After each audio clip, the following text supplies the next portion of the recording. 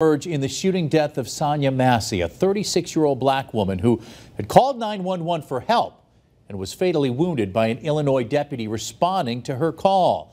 Welcome, everyone, to Western Mass News at 6. I'm Chris Pisano. And I'm Abby Carnevale. We're learning that deputy involved in the shooting had 2 DUIs on his record and did not activate his body camera until after the shooting. The shooting occurred on July 6th, moments after Massey goes to her kitchen stove to turn off a pot of boiling water. Then Deputy Sean Grayson drew his gun and fired 3 shots, one striking Massey in the face. Grayson has been indicted on aggravated battery with a firearm and official misconduct on charges as well as first-degree murder. He entered a not guilty plea and was denied pretrial release. Our coverage of this story turns to local reaction from some of the community leaders who know this issue more than most. Western Mass News reporter Wesley Days is live in studio with their thoughts. And Wesley, several factors at play here. Yeah, absolutely. We're talking about training, understanding, and accountability. 3 themes that could have kept Sonya Massey alive. Before we show you this story, I do want to warn all of you at home. The footage you're about to see may be disturbing to some.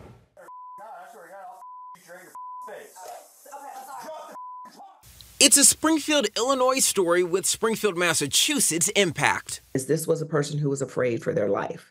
Horrible. Just horrible.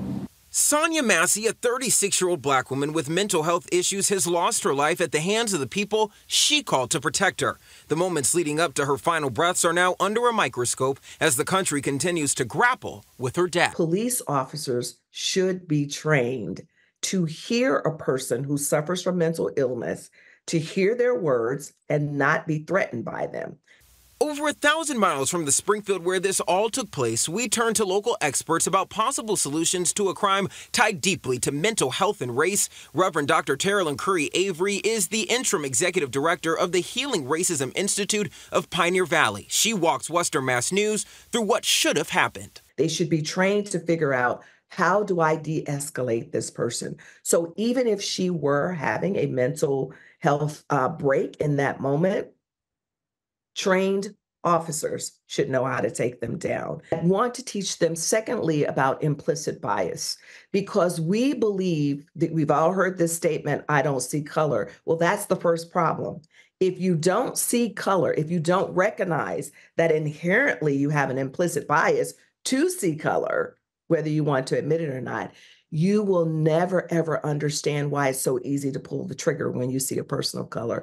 From the classroom to court, we headed to Northampton to speak with civil rights litigator Luke Ryan about this case. He provides insight on how this plays out legally. The man who killed her, Deputy Sean Ryan, an officer who worked for 6 different law enforcement agencies in 4 years, has now been charged with her death.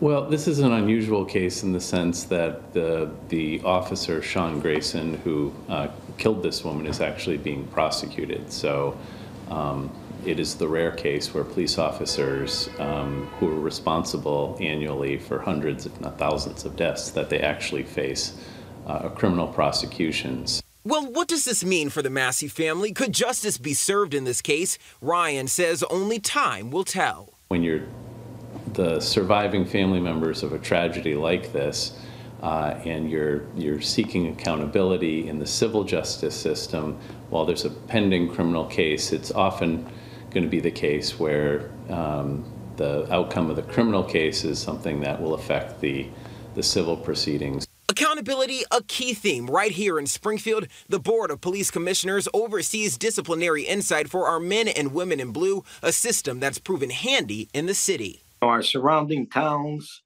and cities, a lot of them don't have any civilian oversight, which is what we do as the Board of Police Commissioners.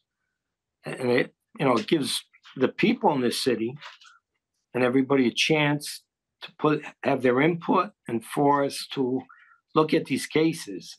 There's also solutions statewide with the implementation of the Post Commission, an entity aimed at improving policing methods, and it's a system Luke Ryan says should be installed nationwide. And these are jobs that carry with it the authority to have these lethal things on the side of their hips, and so I think that it's not just a state problem. That states can do things, but it's a national issue. And Chris, now before we go forward, I do want to mention one thing. As you saw that footage play at the beginning of our story, you saw those subtitles in that footage, and you can see that Sonya called on her God and said, "I rebuke you in the name of Jesus," before she took those final breaths and before she was shot 3 times, once in the face. Now, speaking about the suspect in this killing, Sean Grayson, he has been fired from his job. He's entered a not guilty plea and remains behind bars tonight. Reporting live in studio, Wesley Days, Western Mass News.